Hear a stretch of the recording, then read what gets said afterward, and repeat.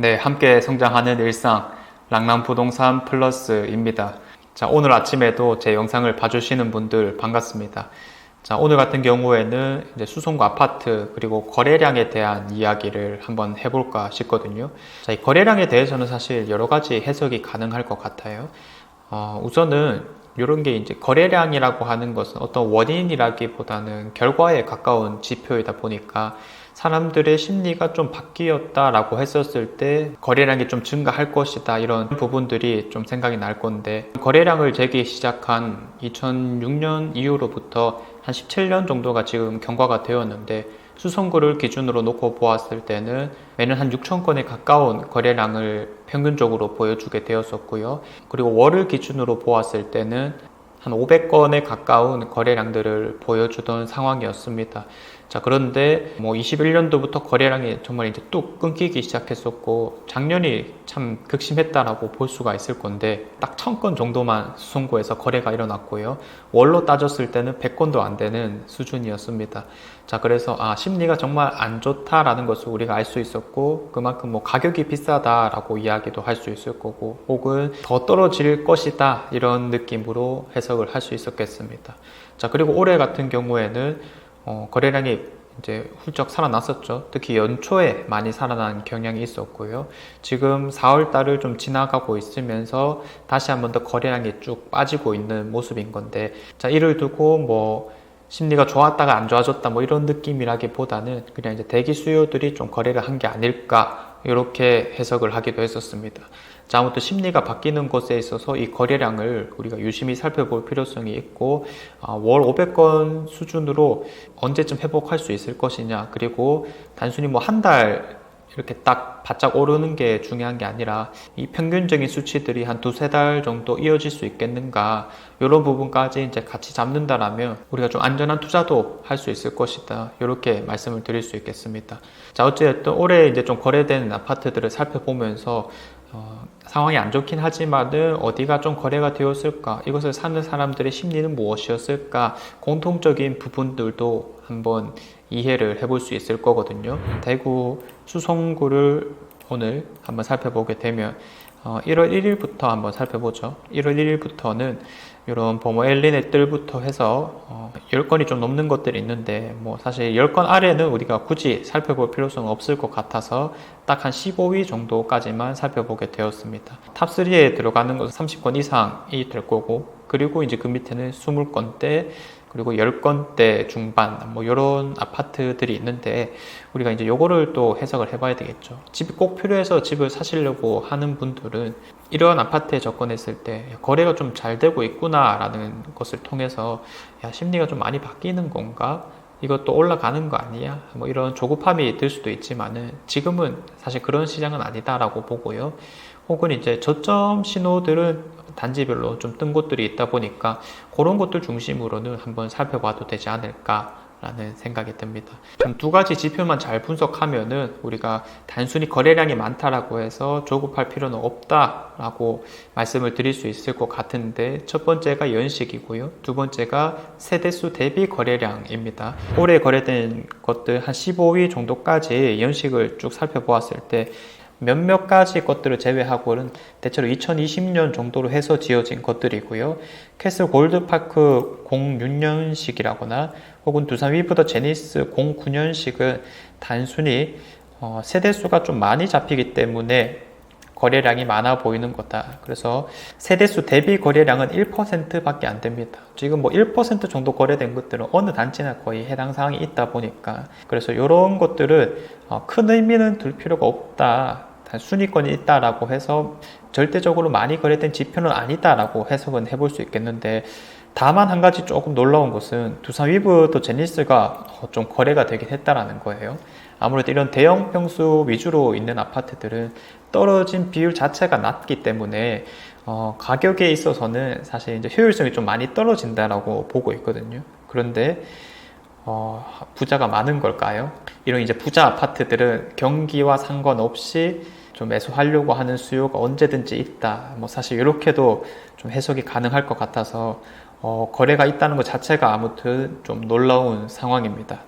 자, 어쨌든 이러한 세대수가 극히 많은 것들을 제외하고 나서는 사실상 정말 오래돼도 15년씩이고요. 아니면 2020년씩이다 라는 것을 잘 기억해 두면 좋을 것 같고, 단순히 이제 이런 게 뭐 거래가 됐다 안 됐다가 아니라 거래가 많이 되었다라고 하는 거다 보니까 사람들이 신축에 아무래도 좀 더 관심이 많고 실제 매수로 좀 이어지는 경향이 있구나 정도로 해석을 해보시면 될 것 같고요.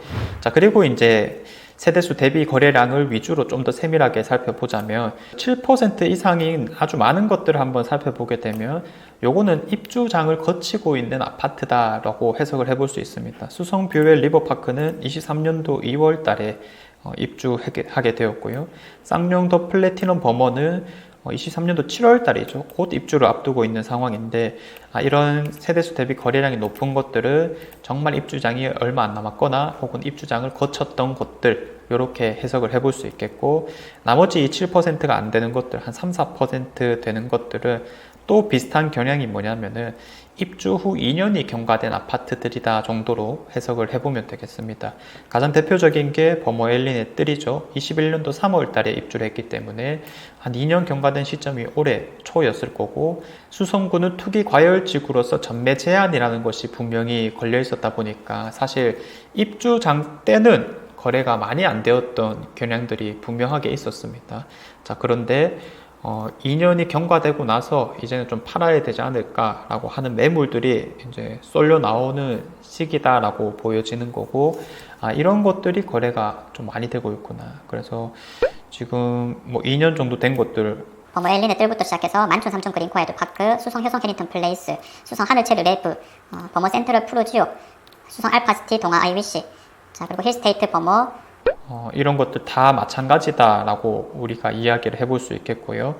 자, 그래서 앞서 말씀드렸던 두 가지 요소, 연식과 그리고 세대수 대비 거래량만 잘 체크를 해두면은 우리가 이런 거래량을 해석하는 데 있어서도 대부분이 좀 이해 가능한 수준이 아닐까라고 보여집니다.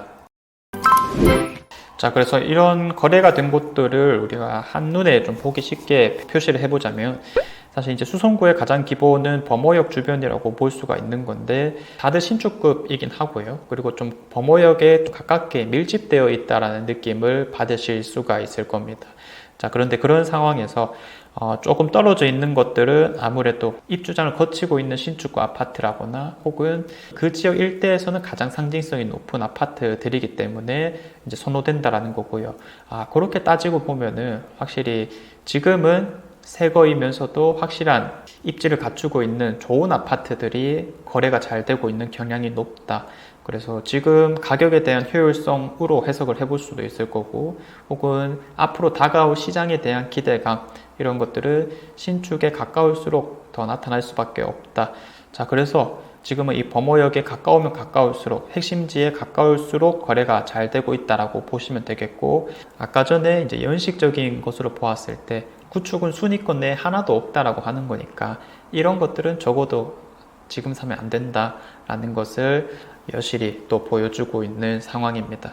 자, 아무튼 지금 상반기 정도가 좀 지나가고 있는 상황인 건데, 다시 한 번 더 이제 거래량이 쭉 빠질 거다라고 예상이 되는 상황이다 보니까 조급하게 행동할 필요는 당연히 없다라고 보여지고요. 대신에 이런 거래가 어떤 식으로 좀 되어 있느냐의 측면에서 있는 그대로 좀 해석을 해보자면, 결국 이제 그 집을 매수하는 사람들은 집주인이라고 볼 수가 있잖아요.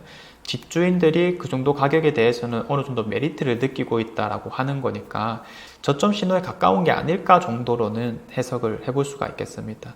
자, 그래서 뭐 사실 여기서 우리가 더 싸게 살려고 하는 방향성은 5천만 원 아래 수준에서 이제는 변동이 있을 것이다. 이제부터는 큰 변화가 있긴 힘들다라고는 해석을 좀 해볼 수가 있을 것 같으니까, 만약에 집이 좀 필요하신 분들은 확실히 뭐 로얄동, 로얄층 같은 것들을 싸게 잡는다, 이런 식으로 접근하시고요. 그 다음에 많이 발품팔수록 좋은 물건을 만날 수 있을 것이다 라고 말씀을 드릴 수 있겠습니다.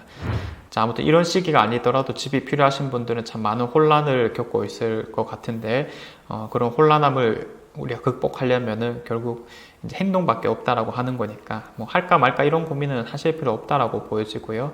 우선은 할 수 있는 행동부터 하시고 뭐 예를 들어서 임장을 가본다거나 부동산을 들린다거나 아니면은 매물을 직접 본다거나 그 다음에 이제 가족분들과 대화를 통해서 이제 뭐 선택을 좀 해보시면 좋을 것 같습니다. 자, 이상 제가 준비한 내용은 여기까지이고요. 내일도 좋은 내용으로 찾아오도록 하겠습니다. 감사합니다.